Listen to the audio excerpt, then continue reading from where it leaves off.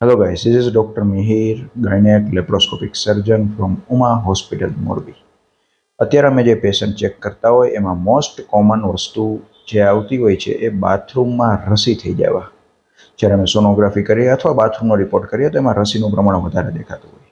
એ પેશન્ટને શું થતું હોય? જનરલી બાથરૂમ વારે વારે જવું પડે અથવા બાથરૂમમાં બળે અથવા બાથરૂમમાં ખંજવાળ આવે, પેડુમાં દુખીએ, ઘણી વખત તાવ સાથે કનેક્ટેડ હોય, ઘણી સાથે પગ તૂટતા હોય. તો આ વસ્તુ છે, એકવાર ઇન્ફેક્શન લાગે એટલે ઓબ્વિયસ તમારે એન્ટીબાયોટિકનો કોર્સ કરવો પડે અને તે ટ્રીટમેન્ટ લેવી પડે સરખી રીતે. પરંતુ જો તમે સરખી રીતે વધારે પ્રમાણમાં પાણી પીશો તો તમને બાથરૂમમાં રસી થવાનું એટલે કે ઉણવા થવાનું રિસ્ક ઓછામાં ઓછું થઈ જશે. મોસ્ટ પ્રિવેન્શન જો તમારે કરવું હશે તો મોસ્ટ પ્રિવેન્ટિવ જે મેથડ છે એ ડ્રિંક લોટ્સ ઓફ વોટર.